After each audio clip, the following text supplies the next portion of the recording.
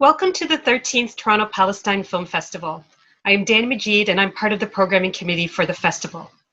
Before we begin, I want to acknowledge that TPFF is planned and hosted on the traditional territories of the Mississaugas of the Credit, the Anishinaabe, the Haudenosaunee, and the Huron-Wendat, the original keepers of this land. In watching our films and attending our events, it is important to acknowledge the connections of settler colonialism here and in Palestine. Thank you very much for joining us this afternoon for our live panel available worldwide. I'm really excited for the conversation that we will be having. But before we start, I want to remind everyone to make sure to check out our collection of merchandise that we've done in collaboration with Toronto's Peace Collective at shoptpff.ca. And if you're hungry, please be sure to check out our restaurant partners that we have joined up with to specially curate meals for our Sahtain at Home meal program. All those are available on our website as well. If you've missed any of the films or events that have already happened, don't fret. Please check out tpff.ca because many of those films and events are still available online for you to catch. And also remember, we have a lot of amazing things coming up tonight, including great films and a special performance by Rafif Ziada and Phil Mansour, who are celebrating the launch of their album, 3 Generations. And lots of great stuff coming between now and Tuesday, so please make sure you check it all out. We definitely want to hear from you and get your thoughts on our films and our events and maybe your favorite moments. So take pictures of yourself watching or write some comments to us by tagging us on Twitter, Instagram, Facebook, using the hashtag TPFF2020. So we can also see your posts and share them with our artists. Also, it's important that you join our newsletter to get our updates directly, so you can do that from our website as well. TPFF is a completely volunteer-run nonprofit organization, so we'd like to take a moment to thank our sponsors, including the Ontario and Toronto Arts Council, and our amazing gold sponsors, Paramount Lebanese Kitchen, Medical Aid for Palestine, and Peace Collective. And we have to thank all of you who heeded our call for support and donated to our fundraising campaign to ensure that this festival kept going this year. We couldn't have done it without you, so we thank you so much. So, you know, in addition to showcasing art at the film festival, films, art, music, TPFF believes that there are many important subject matters that the art and the music and the films raise that also need further discussion. And each year we try to host a panel where we can delve into these topics in depth with people, you know, experts across the fields. So we will be hearing more from our panelists and Palestinian artists and those who are working on Palestine and those who are Palestinian. We're going to be discussing about the issues they have faced and they are facing in a heightened, increased way. You know, about being challenged in both real and virtual spaces, about the difficulties they're having in getting those voices heard. This topic comes in a very timely time, as we have seen controversies break out at U of T Law School, and you know, issues relating to censorship from Zoom and Facebook, and other art institutions where the topic of Palestine is being silenced. So it is important to have this discussion and to, you know, and talk to those who are working and studying these issues, working on these campaigns, and making sure that we center our responses on Palestine and Palestinians and the racism that they face and the campaigns we experience to silence us. We are thrilled to have our wonderful panelists joining us today. Their full and complete bios are on the website and Facebook pages, and we will be posting any links there that are referenced today if you want to refer back to something that was mentioned. I would also like to thank Richard Fung, my panel planning partner, who each year helps me and helps us conceptualize the topics and you know, the framework for these discussions. So, you know, thank you, Richard. I couldn't do it without you. So I'm going to throw it over to our moderator, Professor Reem Bahdi, who is, you know, a dynamo on many fronts. She works at the Windsor Faculty of Law. She supports the work of the Arab Canadian Lawyers Association, as well as many other Arab community groups with her critical work around Palestinians and Arabs. So I will throw it over to you, Reem. Thank you very much, Dania. Delighted to be here today, and congratulations to you and the TPFF team for all the amazing work you do year to year. And this year is no exception, of course. So today's panel is Cultural Suppression and Revival. As Dania has said, we have 4 distinguished artists and thought leaders. They'll each speak for about 15 minutes. I will introduce each of them individually and then turn it over to them for their remarks. And then at the end of each of the 4 presentations, we'll have time for questions and answers from the audience or an exchange among the participants. So with no further ado, let me introduce our first panelist, Jamelie Hassan.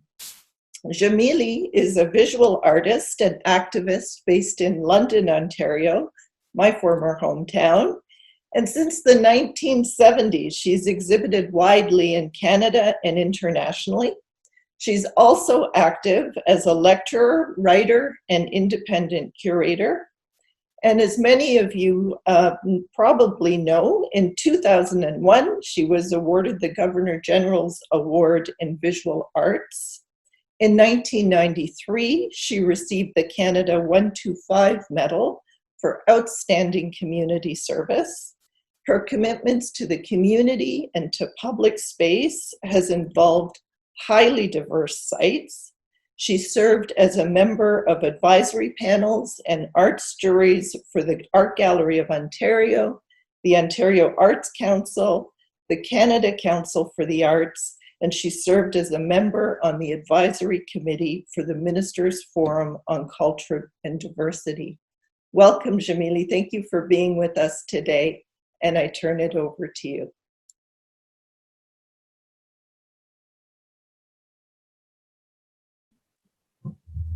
Thank you, Reem. Thank you, Dana. And I'm so honored to be here together with such a distinguished group, such a worthy cause, an ongoing concern for many of us throughout our decades of our growing up. I come from a family of activists. I want to acknowledge the work that has been done by previous generations. I think that the perspective that I'm now giving is an indication of how long-standing and how committed this struggle has been on the part of activists who live outside of the Arab world or outside of Palestine, or who may not be Palestinian but are in solidarity with Palestine and the Palestinian people, and who have a desire for peace and have a strong desire to recognize that people are people. People relationships are incredibly important. And in my context, as someone who tries to build networks, who works within the community context, within cultural work and solidarity and education work, social justice work, all of this matters. The people-to-people context is super important.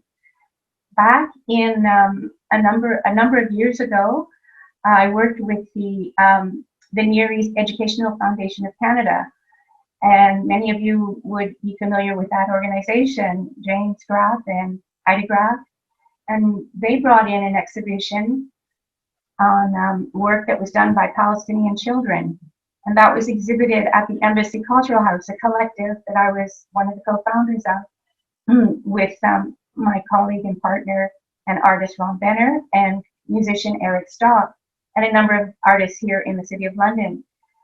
That exhibition was done in 1988, and not that long ago, a very similar exhibition circulated here in Canada, and it was the same issue.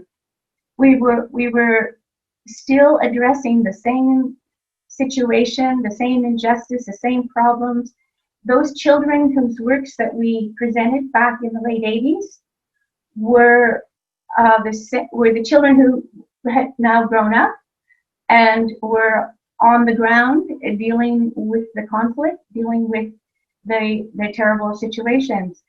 So in many situations, I think there is a lack of recognition even to what the activists themselves have been putting in and the kind of energy that has gone on over decades. My colleagues and I at the Forest City Gallery, another artist-run space in London, organized in 2002. And maybe we could share the screen here and you could see this invitation for the exhibition. Artists Against the Occupation is what it was called. And we will bring up the image of the invite card. And you can see some of the artists' names. At that time, my son Tariq Hassan Gordon was a journalist in Cairo, and he took this photograph in the old city of Hebron. And as you can see, there are artists from both London, Ontario, but as well my Masri, Palestinian filmmaker based in Beirut, Lebanon, Larry Towell, who covered much of the conflict in Palestine, and numerous others. Frida Gutman, an activist in Montreal, a long-standing activist working IHRA. You can see a number of names here. Some of those artists are no longer with us, have passed on. There's Indigenous artists, but the reality is that this exhibition took place in 2002. And we could go to the next image, please. And the initiative was a call. I received this call from an artist, an individual artist, Mizuko Yokawa, in Tokyo, Japan. And she was just appalled at what was happening. So she sent out this call and said, in support of peace in Palestine and Israel, who wants to join me? So I sent her back an email. So just through this email, we then built within the community an exhibition that responded, that included a huge community engagement, number of participating organizations. So the initiative coming from one individual on the other side of the world, coming into my computer in 2002, she came here, we hosted her, and we spoke to the media, and it gathered a lot of, as you can see, the London Council of Arab Women, as well as a number of other organizations participated, including at that time a group called Creative Response in Toronto, Ontario. If you scroll right down, you'll see that it was held over because there was actually so much interest in this exhibition that we were able to take the show to the next image, please.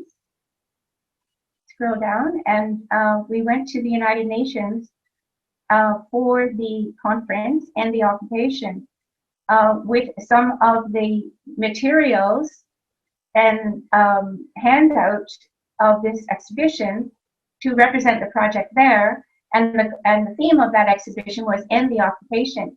And this is really interesting because when we talked about, we were doing this show called End the Occupation, some people said, what occupation?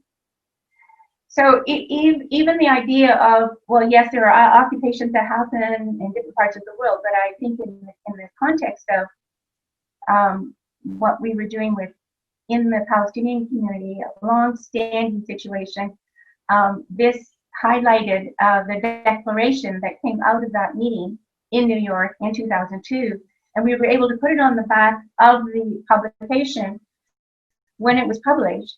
And then we went to Ottawa with the publication, and there was a major fundraising event happening with the Canadian Arab Federation, with a whole lot of diplomats, international representatives, and at every single chair at that table, we went around and handed out at this gala event the catalog to get it into their hands. And this is 2002.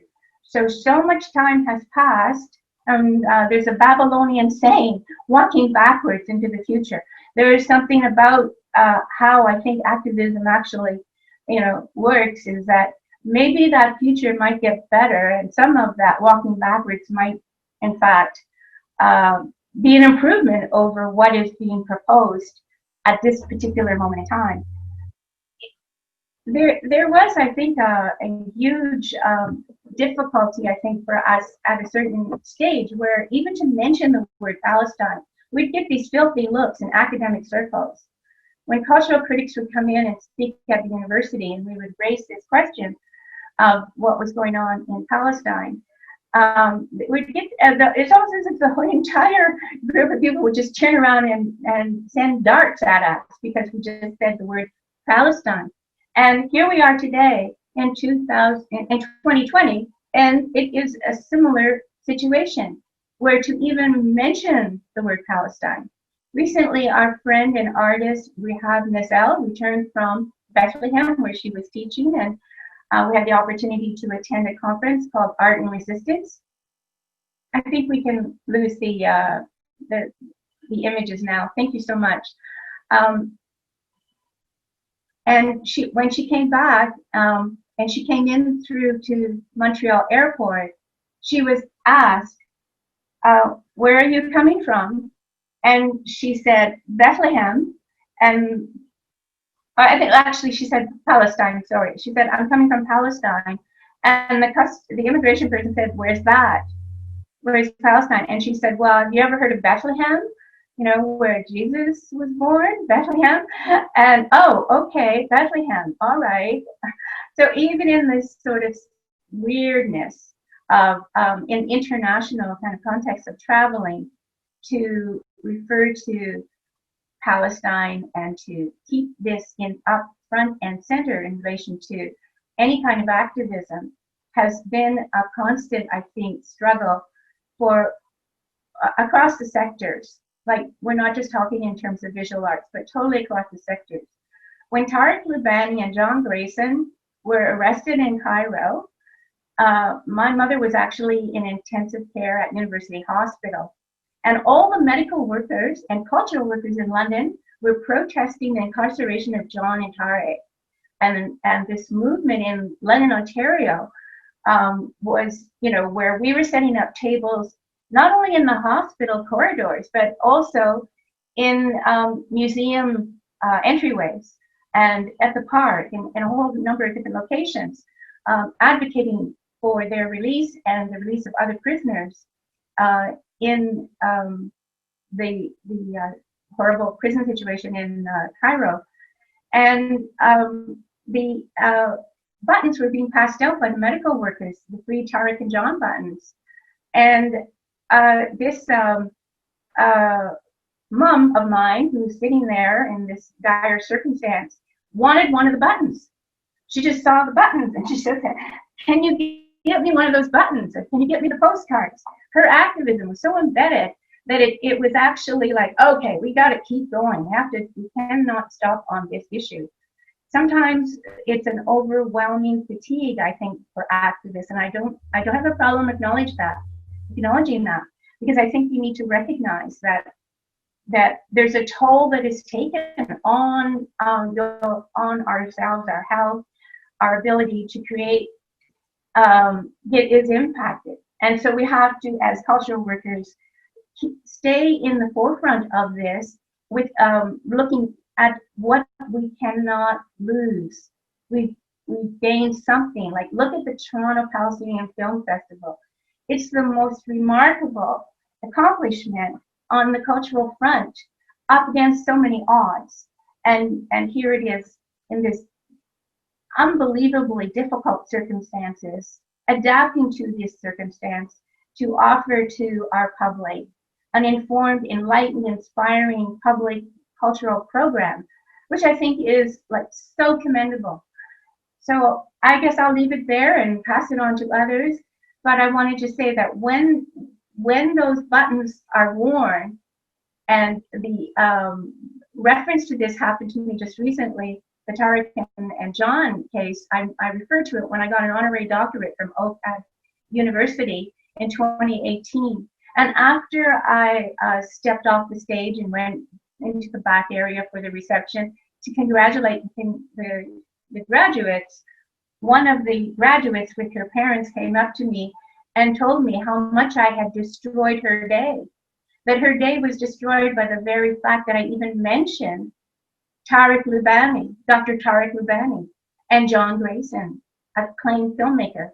So how is this a point of fact? When in fact they were arrested in Cairo, they didn't make it to Gaza, which was where their destination was.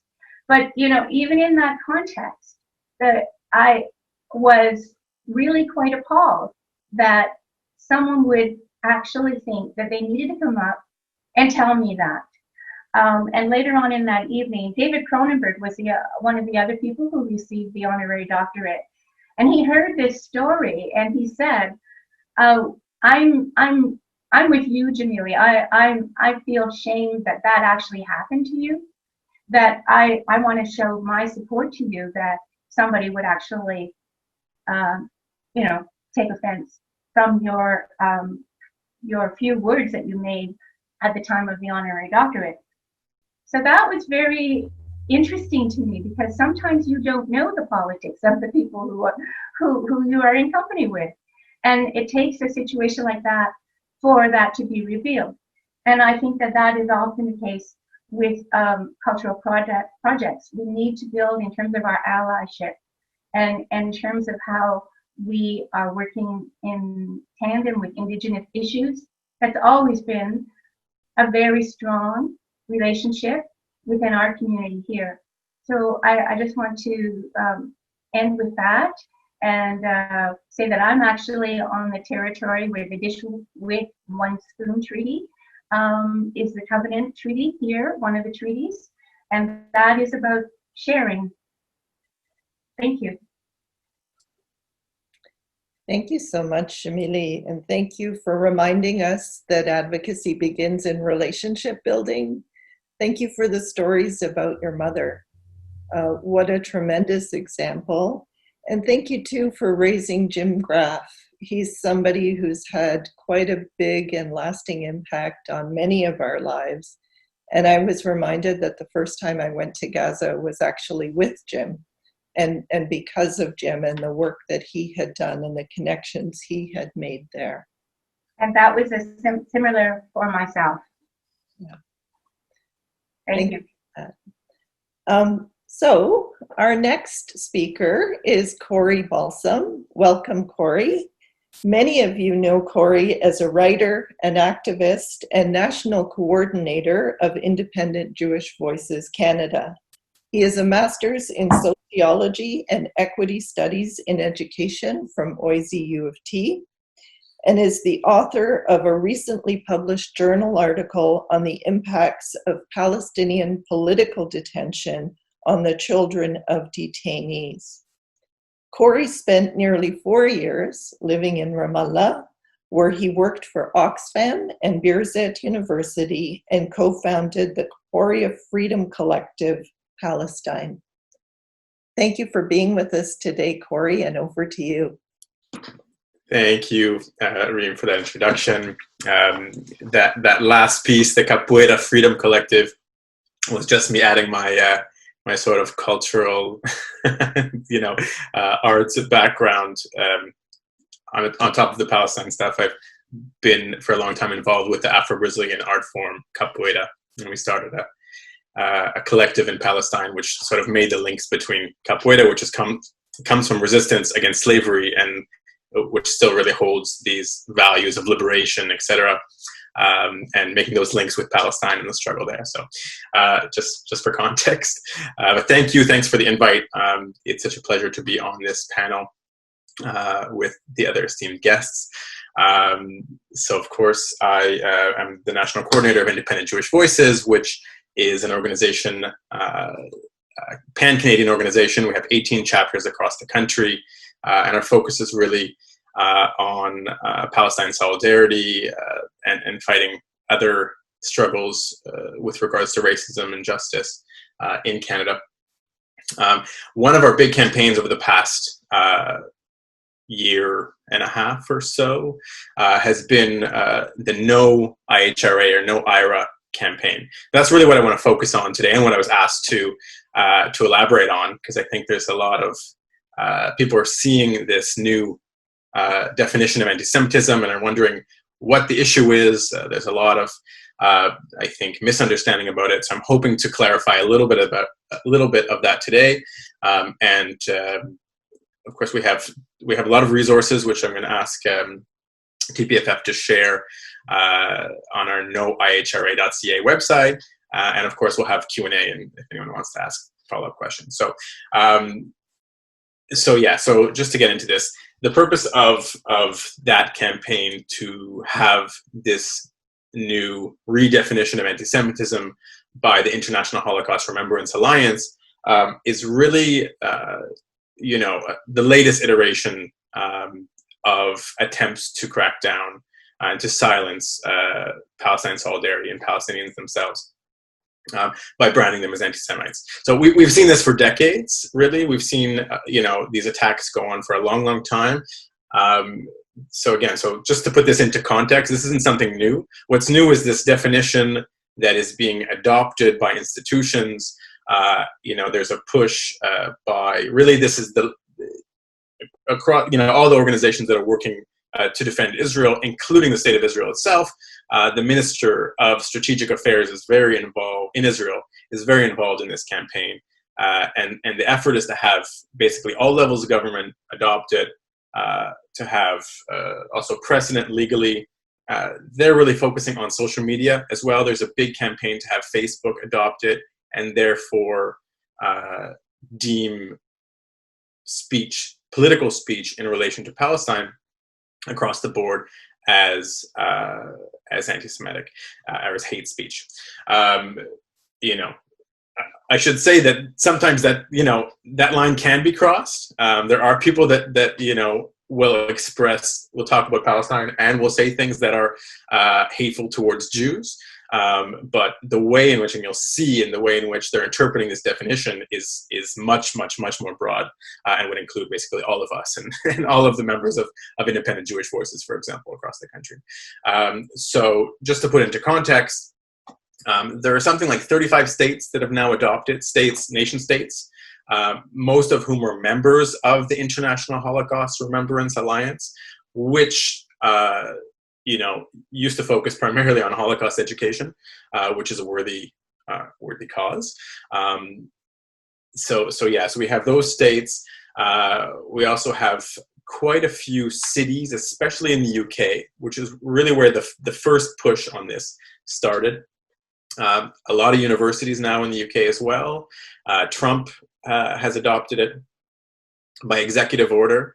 I'll get into that a little bit more. And again, this push on social media as well. In Canada, there are about 10, there's several suburbs in Canada that have adopted it. In Toronto, in the Toronto area, and in the Montreal area. Toronto, it's Vaughan, now Brampton and Barrie, and what is it called? The Peel region or the York region? York region adopted it. So just to give you a sense there. Now we have, actually before I say that, there's of course Bill 168, which many people are concerned about in Ontario, of course at a higher level.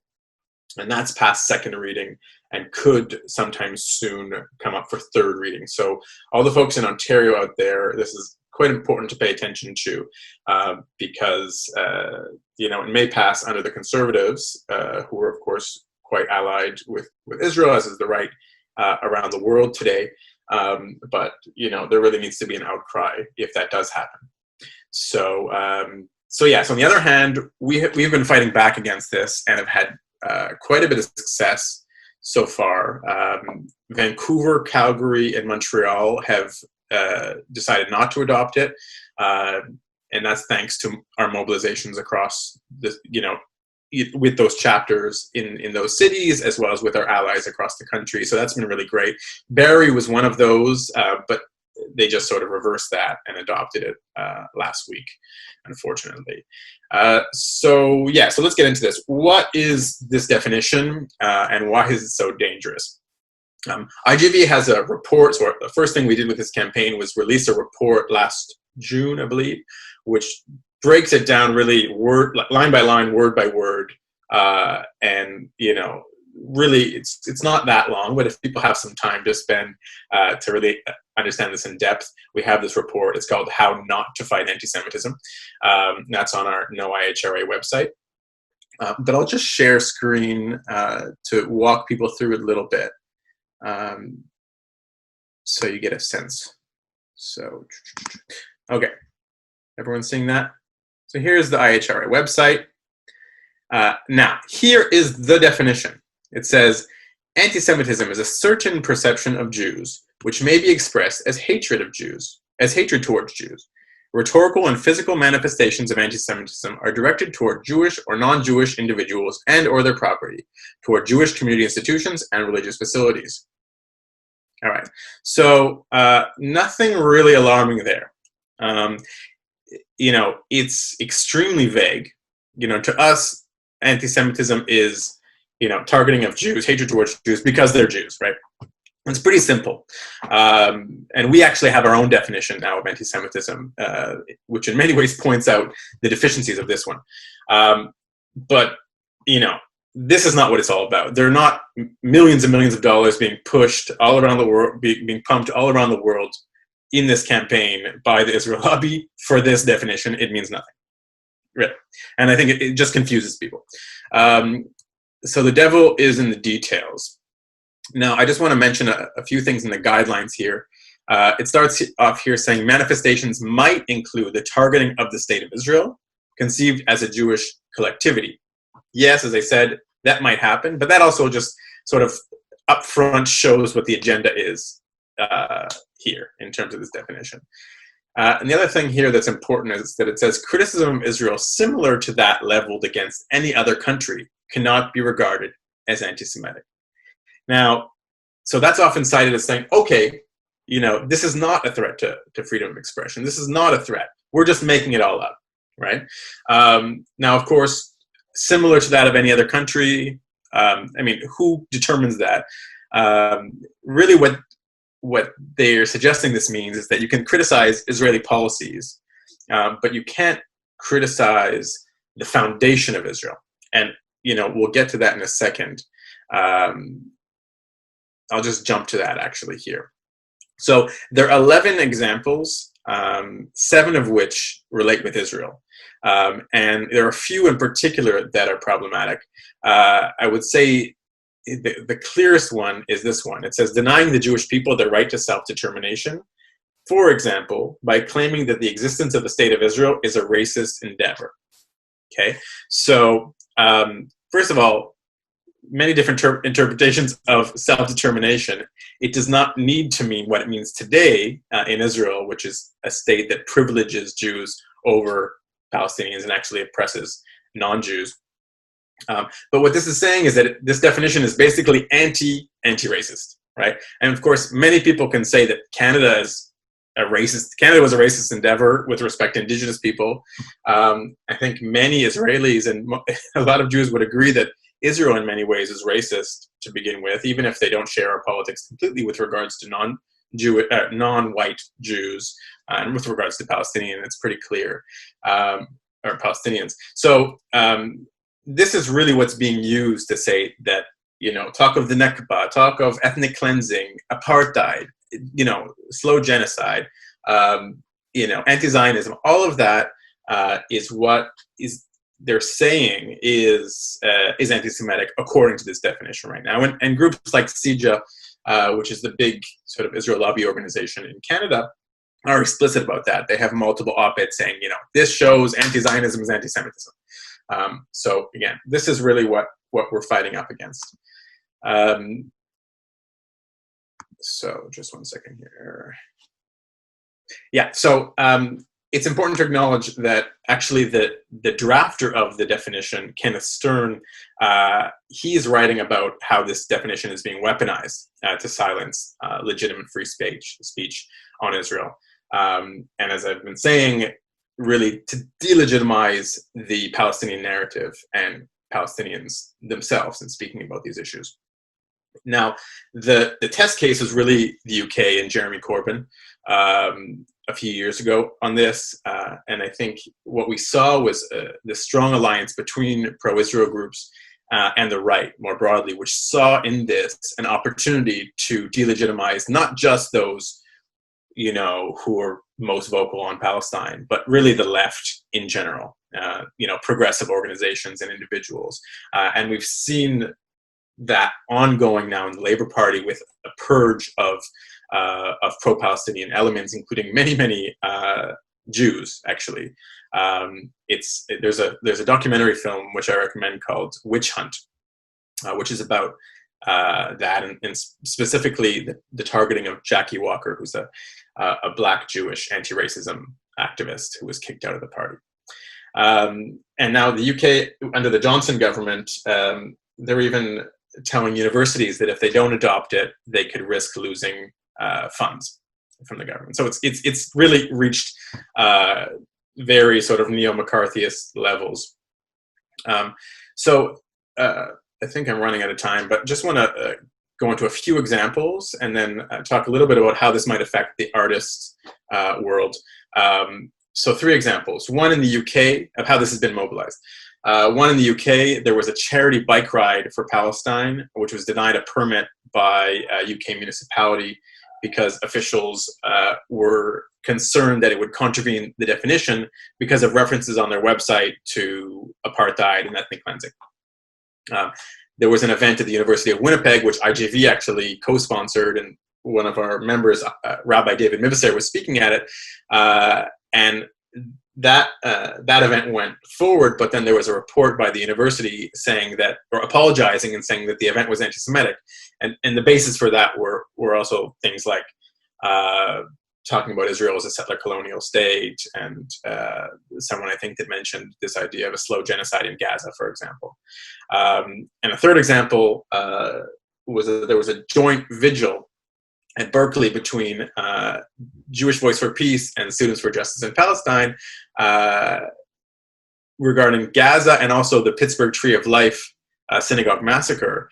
And that was canceled due to backlash because they were concerned that it would portray Israel as a racist state, right? So again, this whole initiative is really, you know, I would say racist in being sort of anti-racist, and the way in which it's silencing people. Now, in terms of the artists, we haven't seen too much yet in terms of this definition regarding the artist community. I don't think, and please correct me if I'm wrong, but some risks. One, cancel culture, and that very much being co-opted by the right, and deplatforming people, and just stigmatizing them and delegitimizing them completely. 2, censorship by social media. Of course, as I said, there's a big push to have social media organizations adopt this and follow through with that. So far, like Facebook has resisted, but you know, they're also censoring people in practice. So there's concern there. And third is grants. You know, grants like the Ontario Arts Council or whatever it is. You know, if Bill 168 in Ontario goes forward, I would be concerned that they would use that to decide who gets grants. And I'll just end on a quote from a Conservative member of the provincial parliament in Ontario, Roman Baber, who's one of the MPPs that's pushing this legislation. When he spoke in favor of the motion at second reading, he said, "And why are we defining it? Because we will not accept it. If it's happening in one of Ontario's academic institutions or it's pushed by a grant recipient or anyone who wants to do business with the government of Ontario, we will know how to define it, and we should not stand for it, not this government." Thanks. Thank you very much, Corey, for that detailed and yet global take on the IHRA definition and anti-Semitism in Canada, but also abroad. And of course, your words have a lot of impact, given things like the CBC's recent apology for the use of the word Palestine, as well as events at U of T, Faculty of Law fairly recently. Some of you may have heard about it. If not, perhaps we can talk about it during the question and answer session. Or I suspect, without imposing any topics on her, I suspect that perhaps our next speaker, Azeezah Kanji, may address the question of what's happened at U of T. And I say may only because Azeezah was at the center of mobilizing and raising awareness about what was happening and the significance of what was happening, as she is at the center of many such important events and processes. She's a legal academic and a writer. She received her JD from the University of Toronto Faculty of Law and Masters of Law, specializing in Islamic law from SOAS at the University of London. Her work focuses on issues related to racism, law, and social justice. Her writing has appeared in the Toronto Star, the National Post, Ottawa Citizen, Open Democracy, and various academic anthologies and journals. Thank you so much for being with us here today, Azeezah, and over to you. Thank you so much, Reem, and I think you know me too well because your suspicions will be validated. But I want to begin by saying how honored I am to be sharing this panel space with so many people who are so inspirational and such exemplars of sumud, steadfastness against these deeply entrenched systems of oppression and injustice. And I also want to say thank you to Dania, Sama, Naji, and TPFF for asserting the Palestinian presence on the Toronto and global cultural scene against these logics of erasure which lie at the very heart of every single settler colonial project, from Palestine to Kashmir to East Turkestan, to the land that lies under our own feet here, Turtle Island. And so even as we are talking about repression of culture and expression and scholarship with respect to Palestine, we also remember and extend our solidarity to the indigenous land and water defenders who are being criminalized and surveilled and demonized across this land that now calls itself Canada, including the Haudenosaunee at 1492 Landback Lane. It may seem coincidental or fortuitous that we are having this panel on the repression of speech related to Palestine at the very time when we are in the midst of the exposure of this scandal at University of Toronto Faculty of Law, which involved noted human rights scholar Dr. Valentina Azarova having her employment offer to lead the Faculty of Law's International Human Rights Program, her employment offer rescinded following a judge complaining about her scholarship on Palestine. And so the timing of this panel may seem coincidental, given that we are in the middle of this scandal, but the truth is that no matter what time or which particular date we held this panel on, there would have been a particular incident of repression for us to be talking about. Before the exposure of this current U of T law scandal, we have had the ongoing situation with Food Benders, a pro-Palestine restaurant which has been subject to a systematic and sustained campaign of physical and economic attacks to attempt to bankrupt it, a campaign of boycott headed by some of the very same pro-Israel organizations that are so against the demonizing of boycott when it comes to using BDS tactics to hold the state of Israel to account for its violations of international law. And just a few days after our Canadian media reported on what was happening at U of T Law, we had Zoom and Facebook canceling the broadcast of an event on Palestinian political prisoners organized by San Francisco State University Palestinian professor Rabab Abdulhadi, who herself has been subject to a years-long campaign of harassment, including through legal institutions. And so we see how the logic and the campaigns to cancel the physical space in which events on Palestine are held are now extending to the virtual space within which we are now holding these events in the context of the pandemic.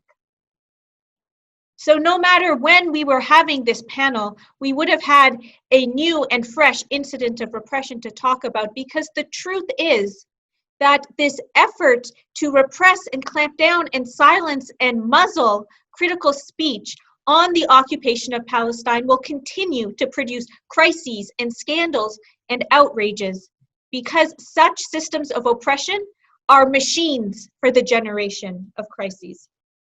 And it will continue as long as the occupation of Palestine continues. We see the scope and the extent of the problem not only with the incidents themselves, but in the way that they are covered in mainstream media when they receive any coverage at all. With the reporting of the current situation at University of Toronto's IHRP program and Dr. Valentina Azarova, for example, the Toronto Star and the Globe and Mail, which are the two major Canadian media outlets which have been covering the story, we see how narrow a perspective and a framework they've been analyzing this story in. The first reports on it, for example, didn't even include the word Palestine in the headlines, and they continue to represent this as an isolated scandal, a question of improper interference and abuse of process, completely disconnecting it from the atrocities that are continuing to occur against the Palestinian people themselves, as well as the global and Canadian pattern of repression of speech and scholarship that is critical of these atrocities. Even members of the IHRP defending Dr. Azarova and her appointment marginalized the question of Palestine in their defense of Dr. Azarova, stating that her history of research on Palestine was irrelevant to her appointment to lead the IHRP, as if managing to conduct research on this atrocious situation and of abuses of human rights under such conditions of constraint is a liability when it comes to doing human rights work, not a point of commendation and applause, and something that in fact speaks to how she is the perfect candidate to be leading a program like the IHRP. The fact that there is so little daylight between the coverage of the story in the Globe and Mail and in the Toronto Star, despite their proclaimed differences of ideological or political perspective, the Globe and Mail is understood to be a center or center-right publication, while the Toronto Star proclaims its commitment to liberal principles and social justice principles, and even has a dedicated race and gender columnist who has been covering the issue. The fact that despite these proclaimed differences in ideology, there is so little daylight between the way they have been covering this particular story shows how very narrow the ideological parameters are in the permissible discourse on Palestine. We know, however, including from ECOS polls that have been commissioned by IJV and Canadians for Justice and Peace in the Middle East, that this artificial consensus on Palestine at the level of elite politics and media is extremely distant from the way that most Canadians think about Palestine and would like our government to be acting on Palestine.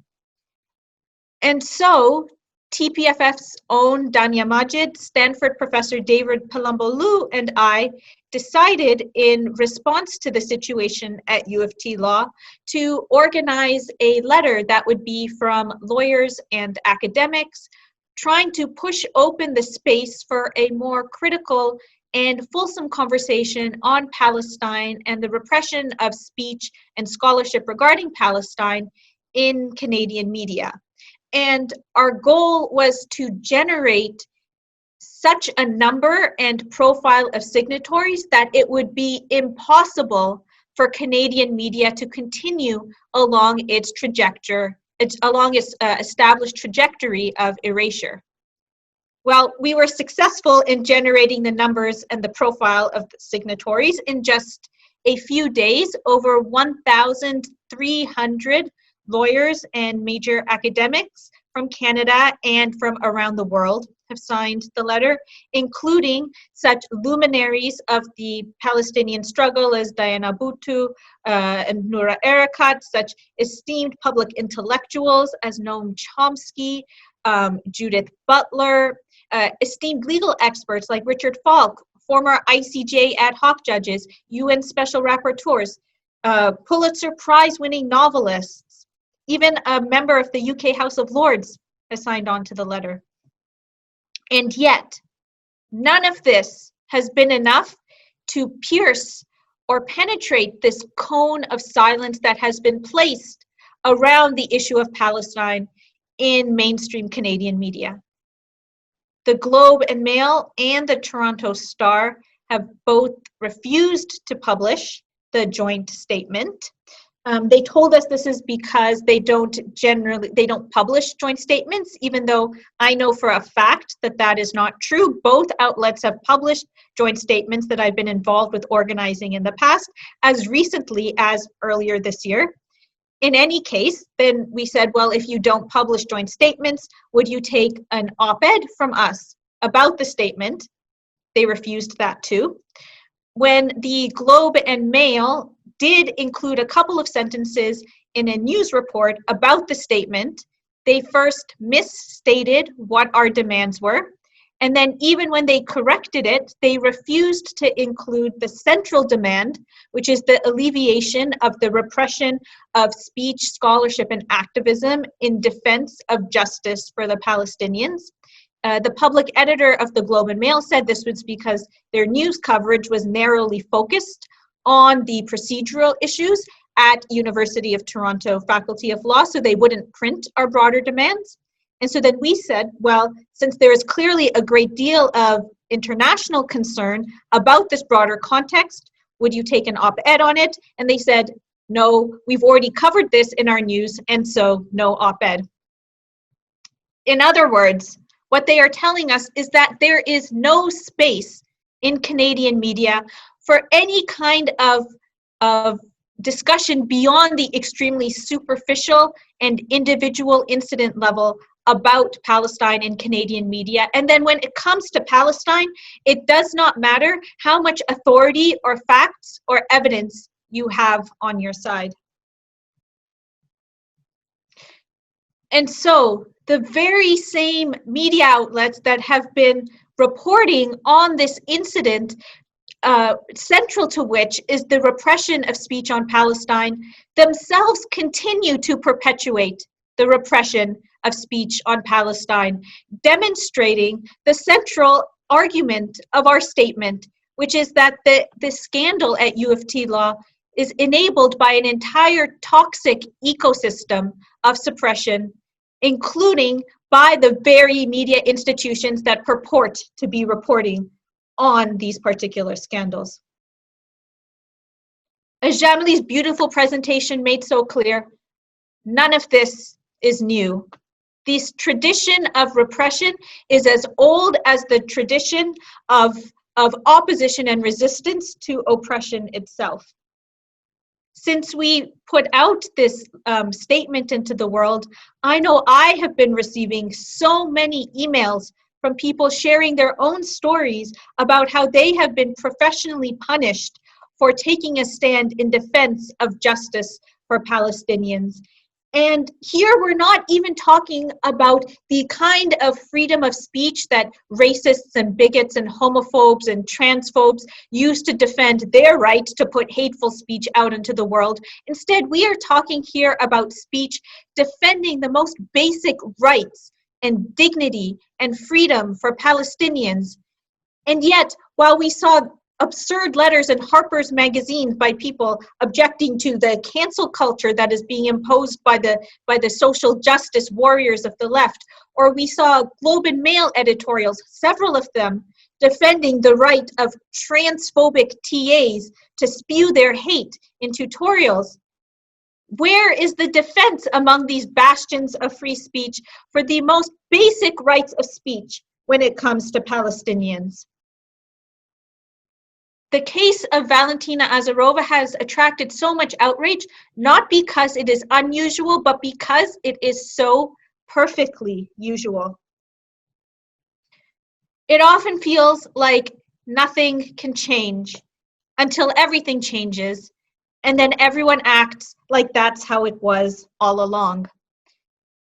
In the midst of these beautiful global uprisings we are currently seeing, for example, against anti-Black and anti-Indigenous racism and policing, it has been so amusing to now see journalists like Globe and Mail columnist John Ibbotson, who just a couple of years ago was writing columns ridiculing the idea that systemic racism existed in Canada, now going on TV ridiculing those who deny that systemic racism exists in Canada, as if he was not one of those deniers himself just a few years ago. It's not that the facts have changed or the evidence has changed or what we know about racism has changed. All of that has been there all along, but what has changed is the context, which now makes it no longer possible for people to overtly deny, while maintaining any kind of credibility, the fact that systemic racism exists in Canada. And so now we have to deal with the problem of how we address racism when it's perpetuated by individuals and organizations that profess to be anti-racists. As Angela Davis, one of the signatories, actually I forgot to mention, one of the signatories of our letter regarding U of T, IHRP, and Palestine speech suppression, as the great Angela Davis said, freedom is a constant struggle. It can often feel like we, in engaging in these struggles, are constantly banging our heads against a wall. But every strike against that wall is a blow that makes it weaker, even if we cannot currently see the cracks in it. And one day, inshallah, that wall will fall, Palestine will be free, and those on the other side of it will act like they have been on the right side of history all along. Thank you, everyone, and I look forward to the discussion. Thank you, Azeezah. I feel compelled to repeat a line that you said, nothing can change until, we feel like nothing can change until everything changes. And that's a line that's going to stay with me for a very long time. For some of you may know, I had the pleasure of teaching with Azeezah last year at the University of Windsor. And I have to say, I really miss your eloquence. That was wonderful. Thank you so much. Our last and certainly not least speaker is Toleen Touq, who comes to us as the Artistic Director of the South Asian Visual Arts Centre. She's a curator, a cultural producer, and a writer. Previously based in Amman, Jordan, she co-founded Spring Sessions, an annual learning residency program for artists, scholars, and cultural practitioners. She also initiated The River Has Two Banks, a multidisciplinary platform that addresses the historical, political, and mobility commonalities between Jordan and Palestine. Her writings have been published with Irbaz, a prior Manifesta journal, and others, and she is the recipient of numerous international fellowships. Thank you so much for being with us here today, Toleen. And over to you. Thank you, Reem, and thank you to TPFF and to Dania and Sama and Naji, and particularly to all the other guests. I'm really excited to be here with you because of all your amazing contributions, but also I've only been in Toronto for like 4 years, and before that I was based in Jordan for 10 years. Aside from the projects that you mentioned, I was also one of the members of the collective that started the first Israeli Apartheid Week in Amman in 2011. And so at that time, obviously, like I learned a lot about all kinds of Palestinian solidarity movements around the world. And I got really excited about Toronto, knowing the first Israeli Apartheid Week happened here. And that was one of the reasons that I was excited to move to Toronto. So it's great to see so many people working on Sumud, as you said, but also it's really scary how, I guess, like Jamelie, you said, like nothing has changed, everything has changed, but also like nothing nothing has changed.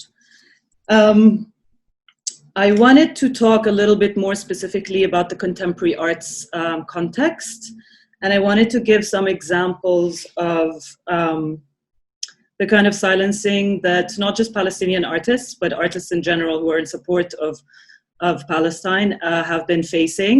And really I have a couple of examples of things that have happened just in the last month. This is just in September 2020. Obviously, like we know this has been going on for years and for decades. I wanted to mention quickly one example from the Arab world. Obviously, we're having this discussion, thinking about like globally, like you were explaining, Corey, like how, you know, that the conflation of support for BDS and anti-Semitism has been happening around the world. What's also happening in the Arab world is that now there's like normalization of relations with Israel, right? And the new deal that was struck between the UAE and Israel. And one important example in Jordan is Imad Hajjaj, who's a political cartoonist that has been working for years doing amazing work and was jailed earlier this month for publishing a cartoon that doesn't criticize Israel, that criticizes the United Arab Emirates for their peace deal with Israel. So it's also like other levels. Obviously, we can have a whole other panel about the context of the Arab world, but this is happening where artists are being targeted for critiquing other Arab governments that have relations with Israel. And another small example is the Abu Dhabi Film Festival just signed a new venture with the Israeli Film Fund. So I think they're going to start like releasing grants through that, and I think they're going to have a joint film festival as well. Internationally, I was going to mention the San Francisco State University example that you mentioned. So that's really important to think about, and also think about how this is happening on social media. So it's really like the doors are closing on us like on so many fronts, right? Like politically, culturally, and technologically, I guess. Two other examples, a really important art magazine in Germany called Texte der Zurkunft. I'll add links to all of these things later in the chat. I think it would be useful. This example, I think, is important for a lot of arts practitioners to look into because they just released their latest issue, and it's called Anti-Semitism. That's the theme of the issue. And in the op-ed or the opening kind of article, it's about BDS and about like the problematics of BDS and anti-Semitism. And then there's several articles within that thinking specifically of BDS and anti-Semitism. So it's also a very scary trend. And I think for a lot of us working in the arts, we should read that and figure out how we're going to deal with that. Another example is the Turner Prize winners of this year, who were a collective. It was awarded this year. This is a big art prize in the UK. It was awarded to a collective of artists this year. One of them is Lawrence Abu Hamdan, who's a British Jordanian artist. They were commissioned, or like as part of their prize, they were going to produce an art piece, a text piece about a sculpture or a statue in Piccadilly Circus in London. And it's a statue of the Earl of Shaftesbury, who was involved in the colonization of Palestine by the Brits. And they were writing a piece specifically about the bombing of Akka. And they directly quoted something from the Earl of Shaftesbury that talks about the colonization of Palestine and mentions the word Palestine. And they were basically asked by the organizers of the Turner Prize to kind of, you know, like, oh, why don't you mention other colonizations? Like, why does this just have to be about Palestine and da-da-da? And they explicitly told the artist, like, this could be read as anti-Semitic because you're using the word Palestine. There's a very interesting article that one of the collective members published on Art Review, Tai Shani. I think we should add the link to that in the event. That's really interesting. And think, of course, like they refused to do anything and they just like refused to go ahead with the project. So again, like we were discussing earlier, it's not just artists that are supporting BDS or that like publicly proclaim their support for BDS, but it's also artists that are now just using the word Palestine. Like you said, Jamelie, like from 20 years ago, it's still happening today. I wanted to mention two examples from Canada. Ontario and Toronto. But I'm sure all of you've been here for much longer, and you'll have maybe much more examples than I have, so maybe we can discuss that later. But I just quickly wanted to mention, just to think of like the variety of ways in which the silencing is happening. One is Rehab's Nazal exhibition in Ottawa City Hall, where she was showing photographs of Palestinian prisoners. And basically there was an official complaint by the Israeli ambassador to take down the show. And I think there was a very interesting like public debate that happened about that. In the end, the show did not get taken down, but caused a lot of controversy. And another example in Toronto is some years back also, the Cultural Centre rescinding their funding for a project by a Jewish Torontonian artist, who they found out through her Facebook that she supports, like she had a post about Israeli Apartheid Week and supports BDS. And she was doing a project investigating like the Jewish roots and history of Kensington Market, and they just canceled the project. So that was also like a big, I think that's an important example of how these things can happen differently. So thinking about like particularly the arts context, I feel that now like the dangers of what is happening right now is, one, obviously like this is not just going to affect Palestinian artists. It's going to affect anti-Zionist Jewish artists. It's going to affect anti-Zionist Israeli artists, Canadian artists, anybody who has like an anti-Zionist / pro-BDS / pro-Palestinian stance. So that is really scary. And obviously, yeah, it's like, it could just be like, if you mention the word Palestine in your artwork, then you will get targeted. I think it's really interesting, Jamelie, how you gave that example of that exhibition. And it was like very clearly stating like, end the occupation. Like there was such a like strong, like literal call. And it really like kind of merges activism and arts together. And it's interesting to think of now, like how what strategies artists are using now. And I think you see that less and less, like this kind of like bold like call from artists. The other thing that I think is going to be really dangerous is that basically work by Palestinian artists or Palestinian supporters is going to get siloed into progressive organizations, right? It's going to be shown through like a handful of progressive organizations, which could be like smaller artist-run centers, could be independent collectives, because people, like if we're talking about the institutional chill, like bigger organizations are going to be scared, because now it's like, you know, the lines are blurred, right? Like this definition, like you were saying, Corey, like there are many things that are vague about it. So you could easily accuse people of being anti-Semitic now. So I'm really scared of that. A lot of the big institutions are also like centrist, and you know, they're not going to take a strong political stand against any controversy, right? Like they're going to they're going to move to the right wing. When there's a problem, they're going to move to the right. They're not going to move to the left. So I think that's a big danger that we all need to be thinking about. I wanted to just end thinking about a few strategies that we need to be thinking of, and maybe we can discuss this also more. I just jotted some thoughts down. One is, and like the most important and basic thing, is that we need to keep making art, and we need to keep producing culture, and we just can't stop. Like we need to keep moving. Obviously, we need to think about the conditions that are allowing us to make this art. It's easy to tell artists, like, just keep making art, you know? As cultural producers also, or curators or organizers or institutions, we need to think of how we're gonna create the environments and the spaces that allow Palestinian artists to keep showing their work. And we need to think, obviously we need to think, I'm echoing a lot of the things that you were saying, I think, Jamelie, here, just in a more maybe like specific artist-run center kind of context.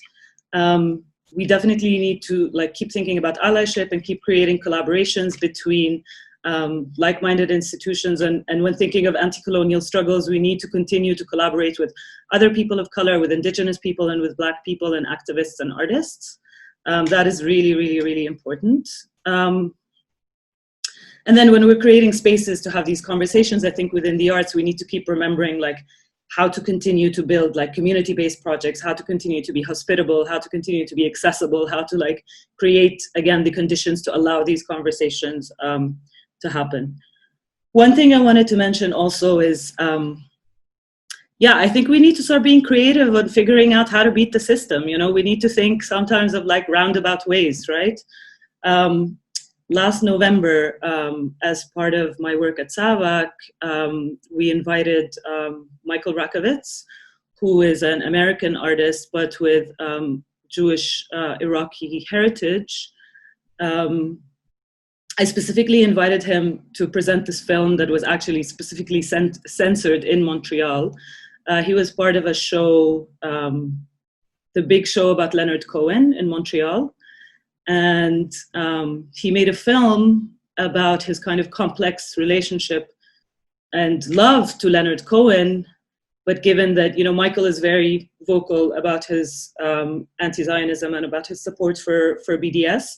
And so he made this very beautiful poetic film about his conflicted relationship, like how is he able to reconcile his love for Leonard Cohen, given Leonard Cohen's Zionist philosophies. And so he investigates like the history of that. And then, yeah, it's a beautiful film. You should look into this project, all of you. It's really interesting because it also talks a lot about the nuances, right? Things are not so black and white.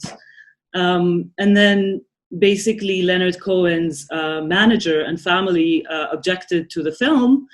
And the show went on to tour, but without Michael's work. This was a group show, like huge show, and it went on to tour to many locations, but without Michael's work. So there was like obviously an active censorship. So we invited Michael to come to Toronto to show the film. But, you know, the way we announced the event, we just said, oh, we're inviting Michael Rakovitz to show his short films at SAVAK. And we invited John Grayson, actually, who's part of TPFF, to moderate the conversation. So if he's listening, like he can weigh in on this as well. And then, you know, and we were like, and we want to talk about cultural freedom and censorship and suppression and like institutional critique and kind of like put it within this framework. And we managed to screen the film and have an amazing conversation about it. So it's just an example of how we can, it's not a solution, but it's just like a way of how we need to kind of like adapt to the situation. And, you know, we can still do things and we can still show things, but maybe in like different ways that we were doing before.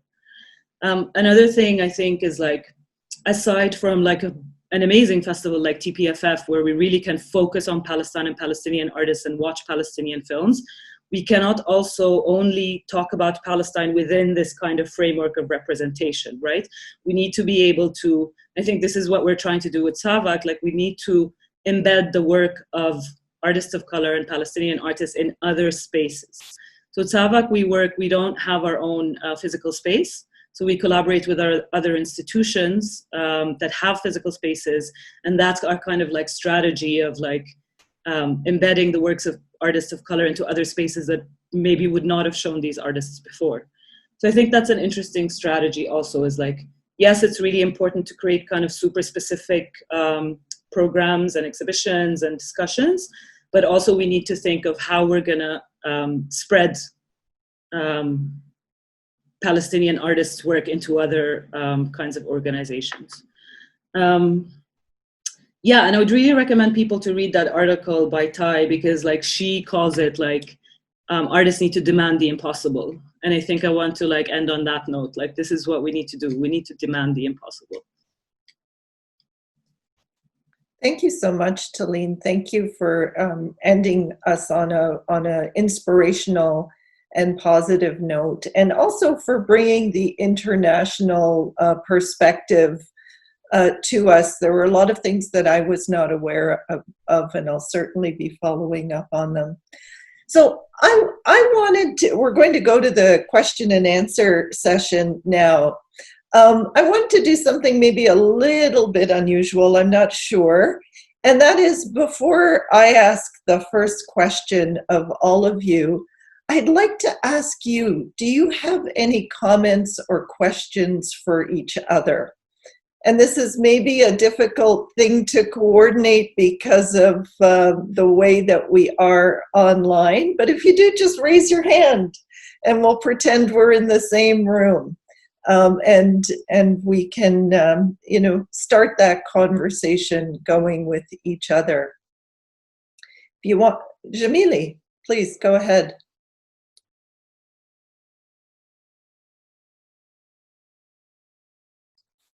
I think you're on mute, Jamelie. So sorry. Azeezah, in regards to the controversy around the University of Toronto and the letter, I did notice that Al Jazeera, and Cora, you were also quoted in that, and Dana. So I thought that was interesting that Al Jazeera picked up the story. And what I've also found interesting about Al Jazeera is that they've also been covering the situation of the ongoing injustice in relation to the colonial project of the country called Canada. So that is really interesting that Al Jazeera has taken on a very consistent basis, examining injustices vis-a-vis Canada, but also like looking at the situation within the Arab world. Another thing I just wanted to, I forgot to mention, which is a really important point in that 2002 project that we did, Artists Against the Occupation. Michael Link, the present UN rapporteur on Palestine, wrote for the publication and was part of the project. So, when you look back 18 years ago, here was this solidarity activist involved, a professor of law. I think he had just recently moved to London, Ontario at the time. But we connected very early on because of his progressive ideas around labor, actually. So, I mean, these intersections, these overlaps, that has really been building those personal relationships have been extremely important, I think, over the history of this struggle. And I'm so humbled by the younger generation and your voices. I'm just so thrilled to be together with you. Thank you. Thank you, Jamelie. Thank you, Jamelie. You honor us, so thank you. That means so much coming from you. And yes, the point about Al Jazeera consistently covering these colonial systems of violence is extremely important. In fact, Al Jazeera has been providing more sustained and rigorous and incisive coverage of Canada's colonial violence against Indigenous peoples than most of our Canadian media that is located here within the colonial state. And I think this is so important because it refutes the allegation that the concern about the colonial project in Palestine is motivated by a specific agenda against Israel rather than a principled anti-colonial politics. On the contrary, we see that it is the defenders of Israel that have often adopted a cynical approach to anti-colonialism, for example, with the way that they've selectively taken up the cause of the Uyghurs, who are experiencing an extremely violent genocidal project of colonialism in East Turkestan at the hands of China, but their support and solidarity with them is completely motivated by their xenophobic anti-Chinese agenda rather than the kind of committed, principled opposition and resistance to colonialism that we see embodied in the coverage of outlets like Al Jazeera. Al Jazeera's coverage of the particular U of T IHRP incident is also notable because right in the title it was framed as an instance of anti-Palestinian racism, and that framing is all important. The eminent critical historian Howard Zinn said that even more damaging than simply refusing to talk about or cover a particular instance or event or act of violence is to talk about it, but incorporate it within a framework which shows that it's a marginal incident of violence, or that it's not systemic, that it's not structural, that it's something that's relegated to the past, or that it's isolated. And that's exactly what we see with the coverage of the IHRP UFT scandal in Canadian media, is that it treats it as this exceptional abuse of power, whereas all of us know that this is happening all the time, over and over again.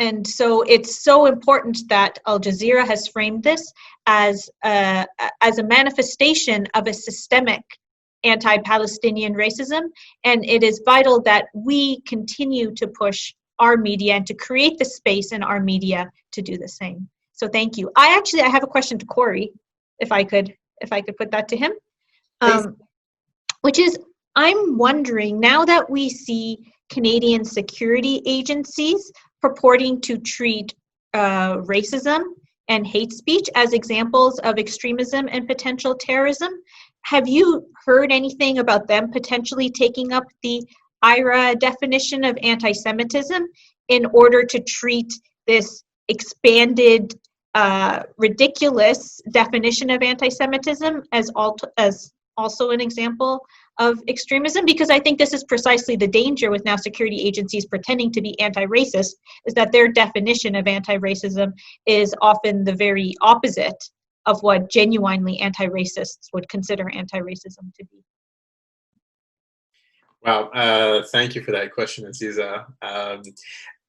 Actually, I haven't been following that, so this is something that we're going to have to talk about after. I wouldn't be surprised at all. You know, obviously there's a lot of cooperation at that level between Canada and Israel. Arguably one of the main areas of cooperation between Canada and Israel. We shouldn't be surprised. You know, and actually it's been adopted by Global Affairs in their international determining, you know, what's anti-Semitic internationally. Same with the State Department in Israel, in the US. Way before, like, it's been years now. That's been a thing. I suppose in relation to that, there have been ongoing consultations, and actually earlier this week, Justin Trudeau in his throne speech mentioned that they're wanting to tackle online hate. So again, this is not, it's related, I think. You know, there are consultations ongoing, and actually we were included, which is very rare. We were included by the Ministry of Justice in their consultations about this, and they've been consulting with various sort of equity-seeking groups, from feminists to Muslim groups, Jewish groups, etc. You know, so there's, I think a lot of groups are concerned about online hate. Our concern is that there are pro-Israel groups that are there pushing this IHRA definition in, you know, as you know, to be integrated or to be used with the legislation on online hate. And so, I mean, you know, I think there's a lot of overlap there.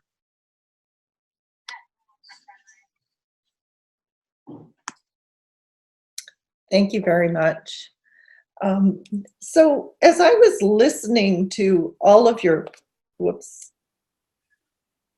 Jamelie has her hand up, and I think. Yeah, I just wanted to say that Toleen, I recall the artist Rena Katz, who was targeted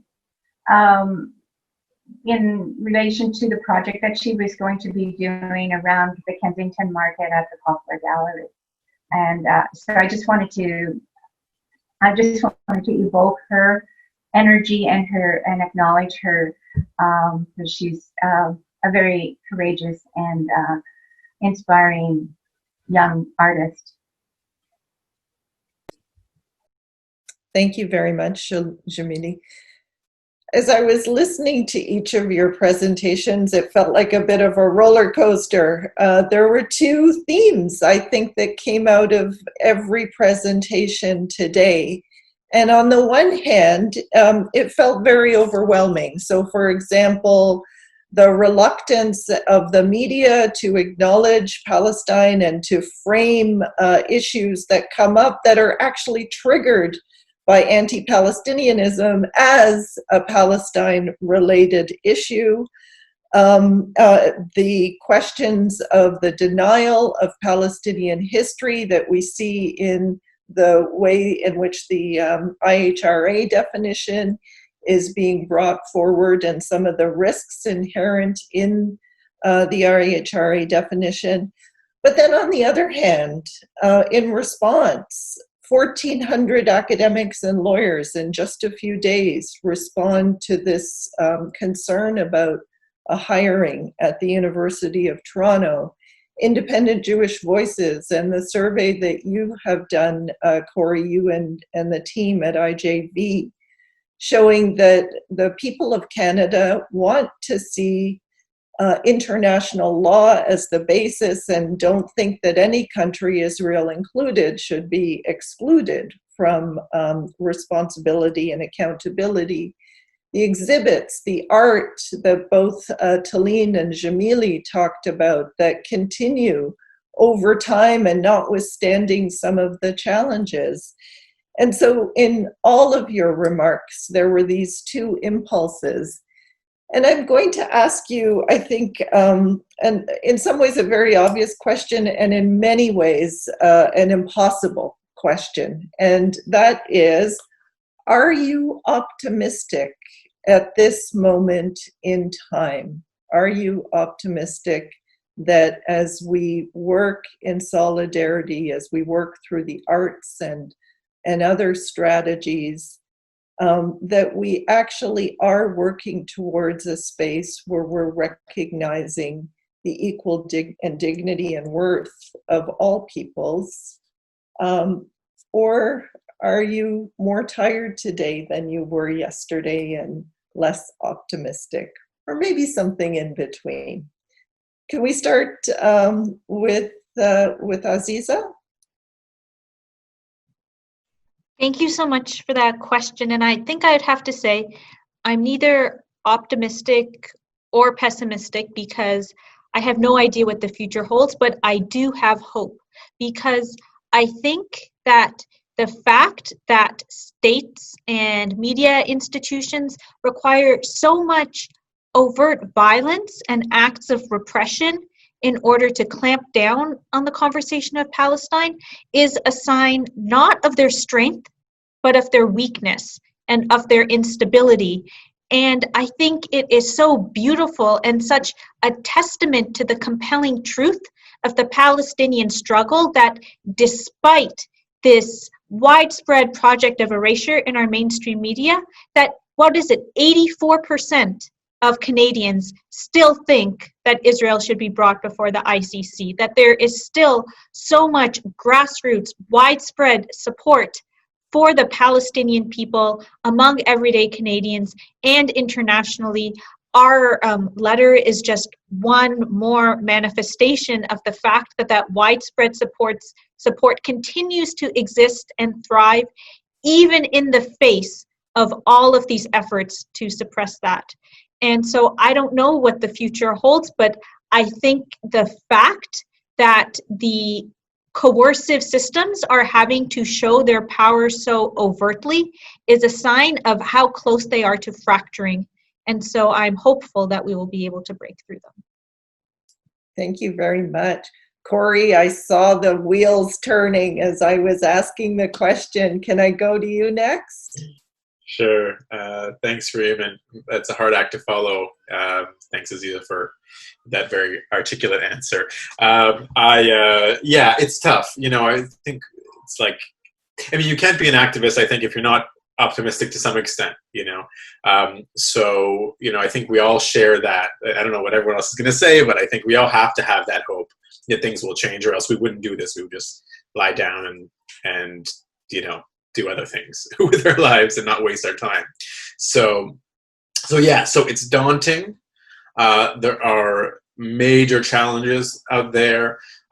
There are, you know, just the power imbalance on these issues, both in Israel-Palestine and also here in terms of addressing these issues, is just so huge. But, you know, I've been energized by the fact that we've been having some wins, of course, some really big wins in big cities around this IHRA definition, for example. And I'm inspired by, the work that others do, and the fact that despite all the misinformation and the lack of coverage, that the survey results show massive support. It's about how to translate that into actual change, and of course we're going up against the sort of governing elite, and Canada is much like many countries in that regard, that those who have the resources and connections are the ones that make the decisions.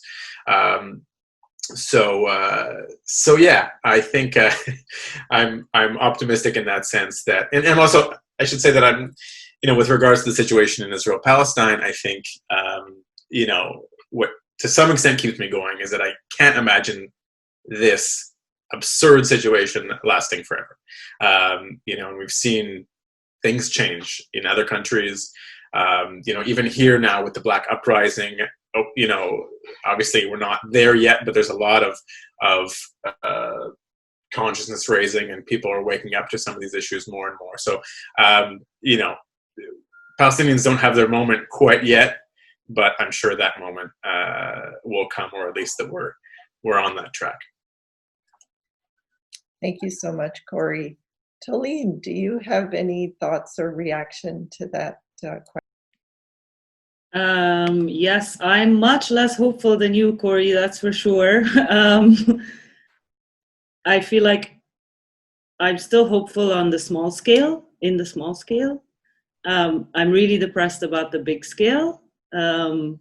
This kind of marriage of like fascism and technology and surveillance, and the right wing, and everything that's being revealed now in 2020 is really, really scary. And for what's happening in Israel and Palestine, I wish I could share a little bit of optimism from that, but it's just like getting worse and worse and more confined. But at the same time, there's still amazing people doing amazing work in Palestine, in the Arab world, internationally, and here. And that is where my hope still lies. It's in the people, like we were all saying, and it's in the relationships that we're building, and it's in the collaborations that we're making, and all the intersections that we're now able to think about much more clearly when thinking about anti-colonial struggles, and when thinking about history and what history can teach us for today. So I think I am still, obviously, like I said, like we wouldn't be doing this work if we didn't have a little bit of hope left. So for sure, so it's a mixed bag, I would say. Thank you so much. And I think you also gave us some examples earlier in your remarks about that reflected on your optimism day to day, that at least keeps you going and keeps other people going. So thank you very much. Jamelie, your remarks, and then we have a question from the audience.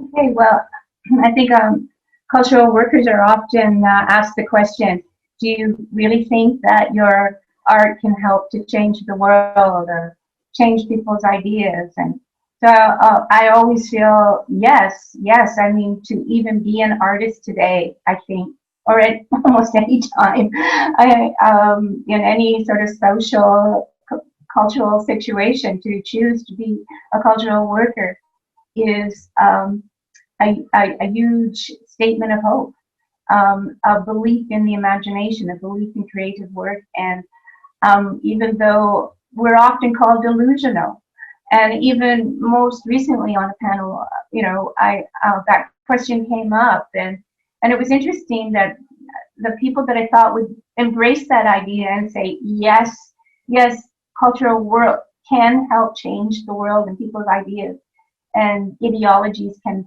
be broken by those small-scale projects, Toleen. The everyday practice. One of the things that I was so impressed with when I visited Palestine, right from the first time I visited in 1990, through to the more recent visit in 2017, I was struck by the small-scale agricultural projects, the way that people do work the land.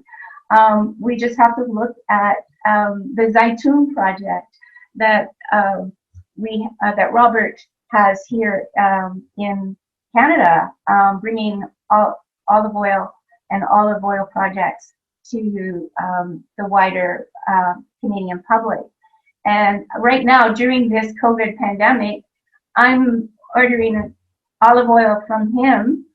Even though I have olive oil from Lebanon, I'm ordering olive oil from Robert so that I can give this olive oil to people as gifts through this period of the COVID pandemic.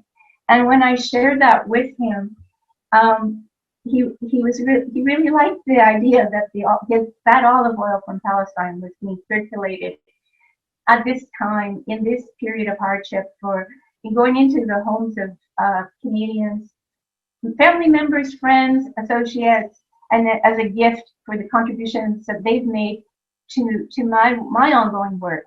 So, I think that these small-scale projects are really, really the things that build the larger one. At the same time, I recognize what you're saying. The authoritarianism and the right wing and the 1% controls that Corey refers to, and then the kind of tightening of the media on all of the issues that are so urgent and critical to our times, and how we have other ways to challenge that through our kamikaze actions. But nobody can actually figure out when the next really great art project's going to happen or cultural project happens. So I think those are the things that I want to see dismantled, are those controls on us within the institutions, within the hierarchies that are structuring our situation, so that the young I don't want to see them continue to suffer, because I was on those protest lines with a baby stroller, and I now don't want my grandsons to be looking at yet another generation in that situation. So within that generational kind of span of looking at like 5 generations here in Canada, well, that's a long time. But if we still have a political allegiance and solidarity from the activism of our grandparents and our parents all the way down, passing on to our grandchildren, that's a lot. That says an enormous amount. So I'll end it at that. Thank you. Thank you so much, Jamelie. We have a question from the audience about the IHRA, so I'm going to direct this at you, Corey. The question is, a recent article in Mondeweiss shows 30 instances in the last decade where pro-Israeli groups tried to or did cancel events in Canada critical of Israel. Does this indicate the true intent of the proponents of the IHRA? In short, I would say yes. And shout out to Larry Haven, who's a founding member of IJV and is on the board steering committee, who wrote that article. So I'm familiar with that. And so that was about cancel culture and how sort of the often, as I think Azeezah was saying, the left is often demonized for that, but like the Israel lobby is really the grandfather of that, of cancel culture and doing that.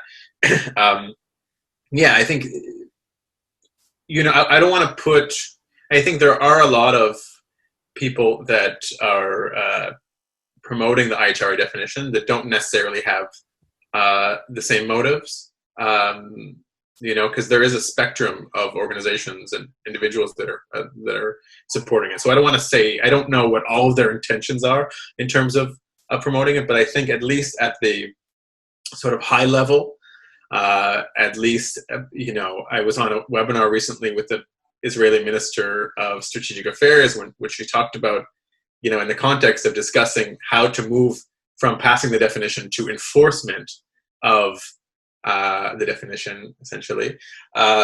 She was talking about how the organizations working on this are really acting as shields for Israel and, as an iron dome. She used all this language to protect Israel's reputation, right?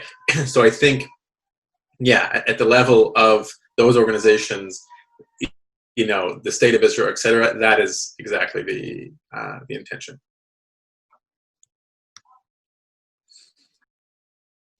Thank you very much, Corey. So one last question from me, and this will be an open question for whoever wants to jump in on it. Why do you think that the arts are increasingly an area of interest for those who want to reflect Palestinian identity, speak about Palestinian history, and also speak about the current reality of Palestinians in Palestine and outside of Palestine, and those who want to suppress those very same things? Why the arts? Why the increasing interest in the arts?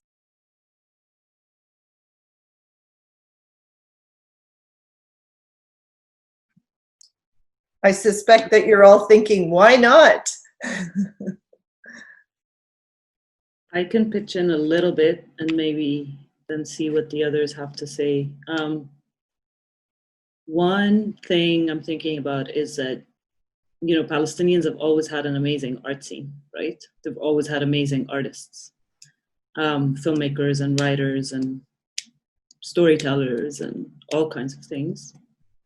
But I think like increasingly now, like the art sphere has become like a political sphere, right?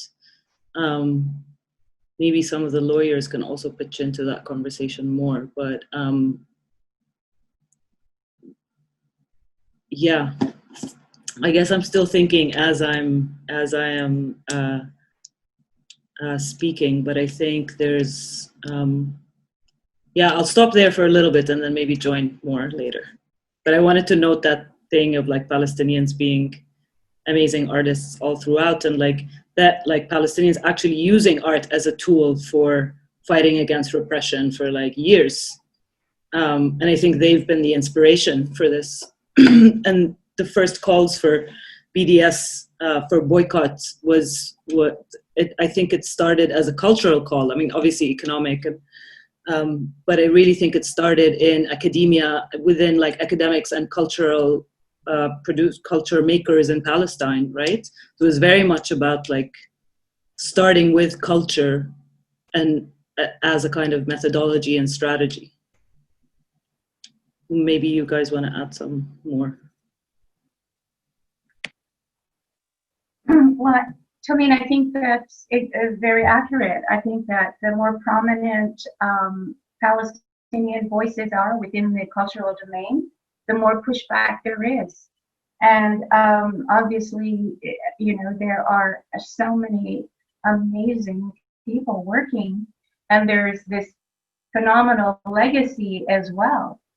So the pushback against specifically Palestinian artists, because of the solidarity movement itself and how that mobilizes people around an injustice that isn't like a ongoing, you know, example of colonialism today, that is the longest ongoing example of colonialism that we have historically.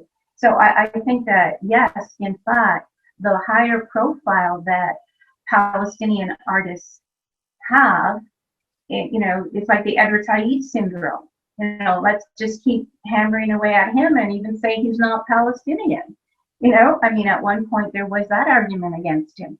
So, you know, you have here the most prominent public intellectual at a certain time in the world being even denied his ability to be able to claim his own self-identity, self-identify, and recognize that relationship. And I know the Seito Makato, who's yet another international filmmaker who did the amazing film Out of Place, based on Edward Said's memoir. And Seito Makato had been a social justice activist in his own community in Japan, had never ever traveled to the Middle East, used that book as his travel book and went to all the different places. It was an incredible film And it was something that I had the privilege of being able to highlight within a program called Orientalism and Ephemera, which took place as an exhibition here in Canada. So I mean, I think that there's that fear and anxiety when people are prominent and articulate, and when the solidarity voices all come together from all these different communities and speak about that injustice in the way that you all have done today, that creates a backlash that is absolutely unbelievable in terms of that particular case of injustice. I think it's so disingenuous when oppressors state that the colonized and oppressed's use of art is improperly political and it's turning art into an instrument of politics, when it is the colonizers themselves who have used culture as one of the primary battlegrounds for their projects of erasure and colonization, whether it's by selectively co-opting aspects of the culture of the colonized and trying to portray them as part of the cultural genius of the colonizing power, or whether it's erasing the culture and civilization of the colonized altogether to represent them as, yes, maybe technically they belong biologically to the human species, but they're not really part of humanity at all. The great Black American novelist Toni Morrison said that racism, the real function of racism is that it prevents you from doing the real work that needs to be done, because it keeps you proving over and over and over again that yes, we are human, yes, we have culture, yes, we have civilization, yes, we produce art. I know as a Muslim involved more broadly in struggles against Islamophobia, we see people like the notorious Canadian Hindu Islamophobe Ron Banerjee saying that Muslims have contributed less to human civilization than donkeys have. Well, first of all, I don't want to collude in this denigration of donkeys and other members of the animal kingdom, but the fact is both donkeys and Muslims have contributed more to human civilization than Ron Banerjee has. And so in the face of this persistent effort to deny the art and the civilization and the culture of those who have been subject to colonization and systems of oppression, it is a testament to the endurance and the struggle of the Palestinians, of the Uyghurs, of the Kashmiris, of of the indigenous peoples of this land, that they continue to produce art in resistance and in defiance of the very systems that continue to pretend that they don't exist. And so I applaud Jamelie and Toleen and all of the artists who continue to engage in that work. So I'll go last. Thanks for all those very interesting and engaging responses. Just in response to your question, why art? I would say, how else? When you don't have the same access to power, to the politicians, to the decision makers, to the media in Canada, I think Toleen and Jamelie spoke of this as the creativity, and how artists being what they have is creativity, to think about how to get to people through different ways, through different channels, and I think that is dangerous in many ways for the powers that be, and for this Israeli colonial project. Like film art can pierce that, right? It can get to consciousness, to public opinion.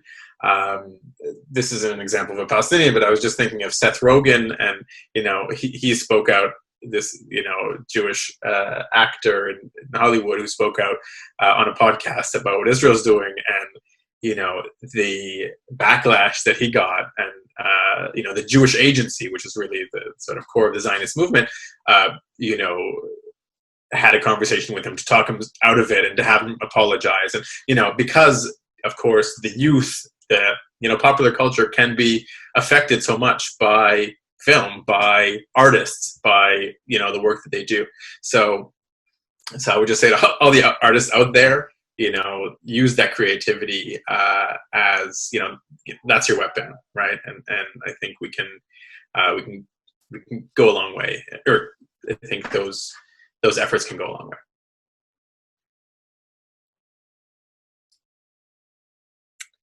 Thank you very much to all of our panelists for your thoughtful remarks and the engaging conversation, the gift of this conversation that you've given us today. You've reminded us that if we build our relationships and live our principles and keep the art alive, the hope will follow. And that is a very, very precious reminder indeed. So thank you again. Thank you to the audience for joining us today. I am going to now turn it over to Dania Majid, who will have final words on behalf of TPFF. Thank you again.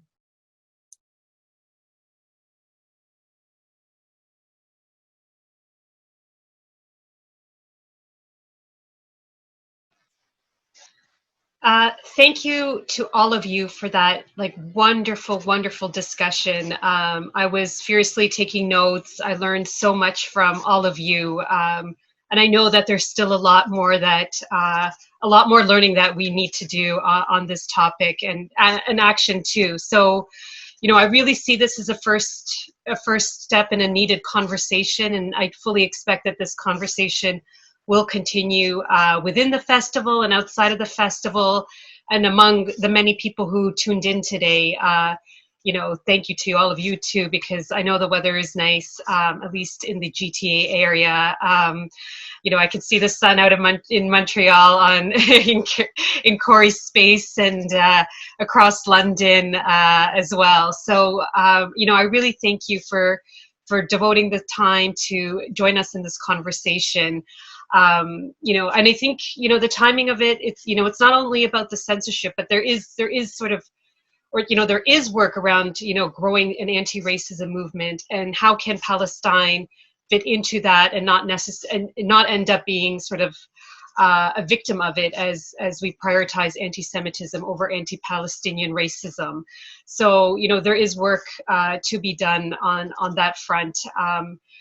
If people want to sort of delve in from the artistic point of view a little bit more on this subject matter, we launched, I think it was yesterday, two programs that address this topic. One film called The Journey of the Others, which is about the actors from the Jenin Freedom Theater who go to New York City to put on the play The Siege.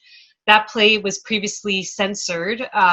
So it talks about their journey, not only from the freedom of mobility piece, which is, I think, freedom of mobility is also a form of censorship, and we need to know that. Why can't Palestinians leave to travel, to study, to produce art, showcase their art? Mobility is censorship as well. So it follows their story from Palestine to New York City.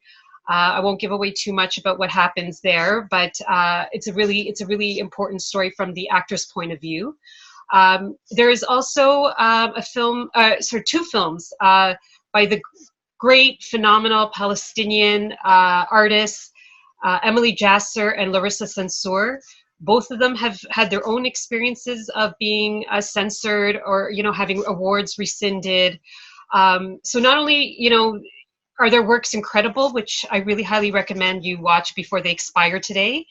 But we have a very extensive Q&A with them after the films, and they actually get into this topic. It was sort of one of those conversations that took a sharp right turn, unexpectedly. But they actually get into this conversation and talking about specifically Palestinian artists who are censored, and how the reaction for those artists differ when non-Palestinian artists get censored on Palestine. So they continue that conversation in a really important way about, how do we react, and sort of who gets the attention when they're censored on Palestine.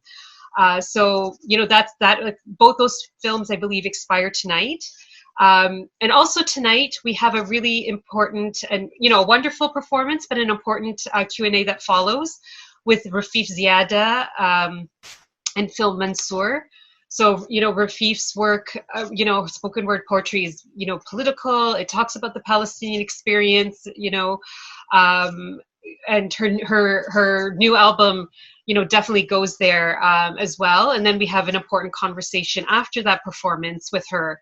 So that launches tonight. So I definitely hope you will tune in. And we also have lighter stuff too that you can just enjoy the beauty of the art and the experience and the music. So tune into tomorrow's programming.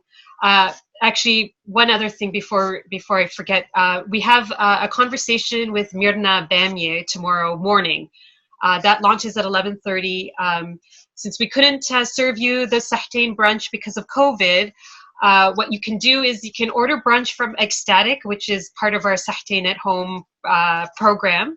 So you can order your brunch from them, and you can then watch a conversation with Myrna Bamier, who is an artist who is reviving Palestinian culinary traditions, agricultural traditions, and culinary traditions. So she's going to be talking a little bit of, you know, touching upon some of these topics, but from the food element, including cultural appropriation and reviving tradition. So she's part of the reviving piece.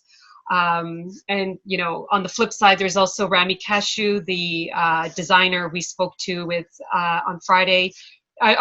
His talk is still up there, also focusing about, you know, fashion and revival of Palestinian traditions through fashion and storytelling through fashion. So I think it's, you know, while we're talking about suppression, we should also recognize those artists, including yourselves, our panelists, who are working on that revival part and making sure that, you know, our art, our history, our culture is still getting out into the world. And I have no doubt that, you know, the people who've joined us today and the other artists at TPFF will continue pursuing that, and we will be there with them.